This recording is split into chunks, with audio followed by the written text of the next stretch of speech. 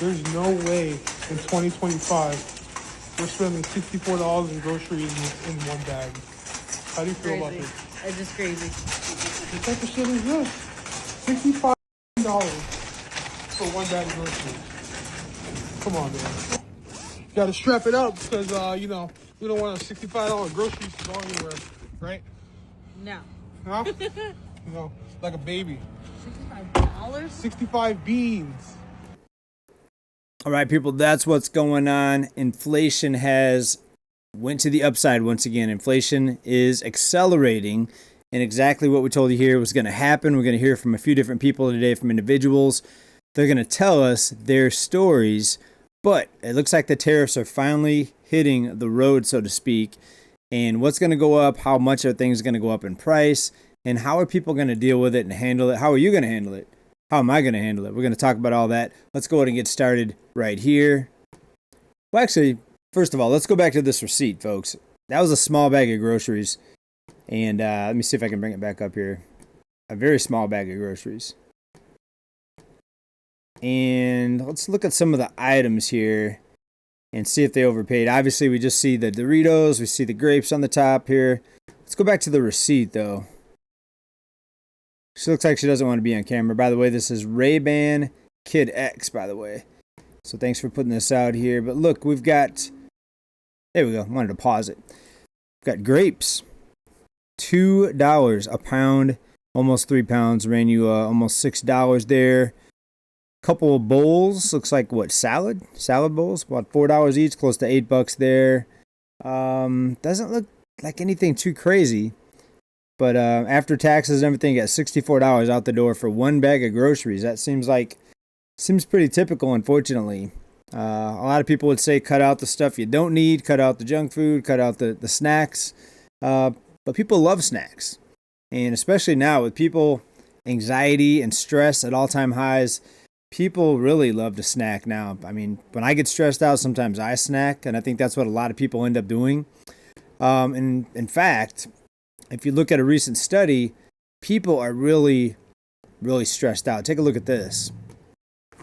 We have 7 in 10 Americans are anxious about money, and earning more won't necessarily help. Interesting. Americans are feeling increasingly uneasy about their financial future. And interesting that 70% number, 70%, close to 70%, is the same number as the people living paycheck to paycheck. In some studies, it's 75%. In others, it's like 67%. But it's around 70%, folks. And we predicted it right here in this channel, folks. Inflation is still ticking upward. In other words, prices are still going higher. We need deflation for prices to come down. And, of course, the powers that be, they don't want that to happen because that makes the illusion of economic growth completely evaporate and disappear. Because growth, remember, the way that this country and many other countries measures economic growth is consumption and spending. So on one hand, higher prices does help that because people are paying more for everything. But when people get financially stressed and strapped out and close to the end of the line, then they have to pull back on spending, and that's when it really starts to show up in the numbers. But inflation going higher, folks, no surprise, no shock. Also, with the high cost of groceries, like we just looked at, people weren't that alarmed yet because they thought we might see prices coming down in other areas. Like people thought rents were going to come down. People thought home prices were going to come crashing down. Folks, none of that's really happened. We've only seen a minor correction in rents, and there's only a few areas where home prices are really coming down anything significantly, mostly in Florida and Texas. So people better really be careful and pay attention to what they're doing. And don't get stressed out. Stressed out doesn't really help anything. But focus on what you can do, what you can control to change it. I could point to a few things back in that shopping cart, back in that grocery bag. And nothing against anybody that loves a snack, but you can live without Doritos.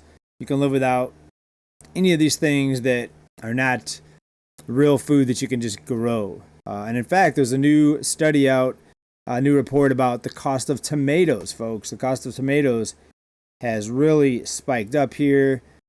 And I wanted to talk about that here for a minute. All right, and here's an article out of Time. Why tomatoes are becoming a lot more expensive. Well, we're actually importing a lot of these. And the tariffs have affected, of course, food prices altogether, but including tomatoes. Trying to get that ad out of the way here. And the reason I wanted to talk about this is because I haven't bought a tomato in a long time. I've been growing tomatoes for a while.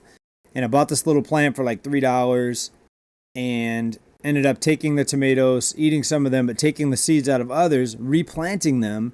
So I've been basically replanting tomatoes over and over again, growing new ones, taking the seeds out of them, and doing it all over again. I haven't bought a tomato in probably a year or more.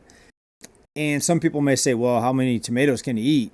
Well, I kind of got sick of them, so then I started giving some to the neighbors. Come to find out, many of my neighbors are growing stuff too. So I went to one neighbor and gave him a whole bowl of tomatoes, and they're like, oh, look, we're growing kale. We have way too much. We're tired of it. Take this. Gave me a whole bundle full of kale. So I've had kale salad. I put kale in my smoothies now. I mean, I've eaten tons of kale, and I don't even grow it. I just trade it with a neighbor. And then there was another neighbor that's growing cucumbers. So I took some tomatoes over there. Didn't know they were growing cucumbers. Oh, look, we're growing cucumbers. We've got too many. So now I've got cucumbers. I've got kale. I've got tomatoes, of course. But I'm only growing one thing. And it didn't cost me anything just to give some tomatoes away and get some food back from other people. That's how people used to do it a long time ago. Most people farmed. Most people grew stuff. And then we got into the industrial age, the industrial revolution, where people went to work at factories and they got off of their own properties. And now, if you ask most people, I'm sure they would tell you they spend a lot of time, maybe even most of the time, away from their house versus at home. So you don't really have many people growing things anymore at home. It's mostly you're driving to work, you're driving back, you're at work. If you subtract the time you're commuting and at work, and if you subtract the time you're sleeping, you might see that you spend more time away from home than you do at home, even though you're paying these costs for rent and for your mortgage, for your house. And sometimes you're spending more time away from the house than you spend at the house. Pretty crazy when you think about it. Not many people grow their own food anymore. And I didn't for a long time. I wish I would have started earlier. But I noticed that more people than I thought were also growing their own food, because as the costs continue to rise, people are looking to get a little bit more self-sufficient. And again, even if you grow only one thing, if you could trade it with other people that are growing stuff, they might have too much of something, you might have too much of something, and now all of a sudden you've got 5 or 6 different items because you found out people around you in your neighborhood are also growing things. And you think things are expensive now. I mean, where does this end up? I mean, we're just now seeing the tariff impact the numbers and the inflation. So how much higher a price is going to go? That's the really scary part. And I think that's why people are anxious. Yes, you may be getting by today, maybe getting by very easily, or on the opposite spectrum, maybe barely scraping by. But if things continue to get more expensive, how much longer are you going to be getting by very easily? And then all of a sudden now you're going to be scraping by in a few months. And if you're scraping by now, what's it going to be like in a few months? Is it going to be default? And all of a sudden now you can't pay your monthly bills, and now you're looking for somewhere else to live. You have to live with a relative or friend, or even worse, in your car or somewhere else on the tent. Oh, let's hear what she's got to say. Tomatoes are going to be going up 17%. Tomatoes going up. Coffee from Brazil, 50%. So if Starbucks purchased... Okay, you get the point. She's adding up the cost, the percentages, and adding it to the prices and giving you the numbers. The people on this channel that said that was wrong, and that no, prices are going to come crashing down, the cost of living is not going to go up. Folks, ever since 2020, we've been correct about this. We said the markets are going to go up, housing is going to go up, cost of goods and items are going to go up. We're not going to see deflation because they're not stopping the same stimulus that got us into this. They got us into this high price environment. Then, in fact, we're going to talk about car prices here in a minute. Folks, you keep on flooding the economy with money. This is what happens now. There was speculation that we're pulling money out of the economy because of the layoffs and these people getting laid off. We're going to not be spending as much. Well, first they have the unemployment to burn through unless they find another job. They're still going to be spending money with the unemployment they have for who knows how long, maybe a month, maybe a year, depending on your state, depending on the programs. But these people aren't going to run out of money right away, even if they lose their jobs. Also, people thought that the stoppage of the spending and the aid that we were sending everywhere, people thought that was going to pull money out of the economy, and therefore we're going to see prices collapse or prices drop, or we're going to see some sort of collapse or crash. Folks, that hasn't happened, and we talked about that here. As soon as the recent administration, the current administration, as soon as they came out and said we're pulling back all the spending, we knew it was false. We looked at the debt, and the national debt continued to rise, and it still does, by the way. We're over 37 trillion, and it's going up faster than we've ever seen. It was all a big scam, folks. And now people are going to realize here, and many already are, with 70% of people anxious and have anxiety about their finances. Many already are realizing it, folks, but it's about ready to really intensify and get much more difficult and get worse, I think, for a lot of people. Through the Chick-fil-A drive-through right now, and it's just me. My kids are grown, and I got myself a Cobb salad. No egg, no bacon. Not a fan of the egg and bacon. I got myself a small frosty lemonade. So a frosty lemonade and a Cobb salad. $30. What in the world? I don't know how I would have done it if I would have had my kids now. Folks, check out these prices. I mean, research this stuff. $30 for a salad, and did she say what, some drink or something?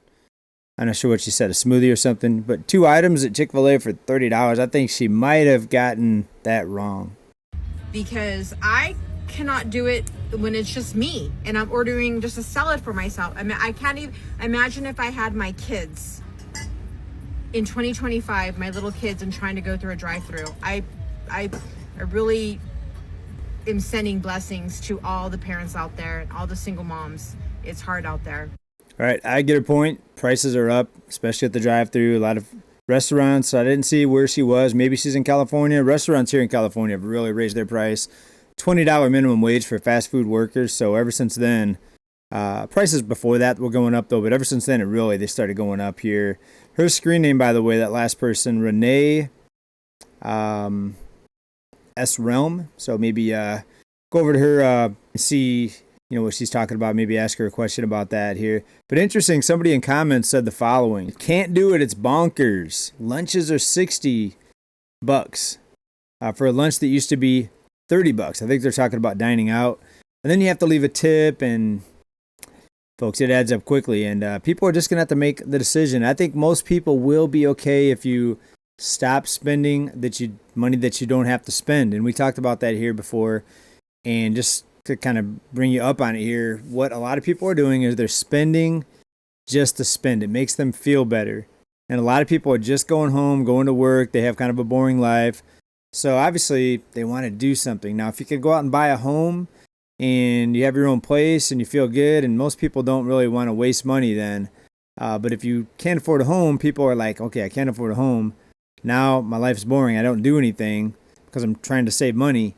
They're just going to go out and spend money because at least if they can't buy a home or their own place to live, they're going to go out and do other things to make themselves feel better. I think that's a lot. I could be wrong. But please let me know what you think down in the comments. The tomato thing, the price is going up. Inflation number ticked back up here. Let's take a look at that.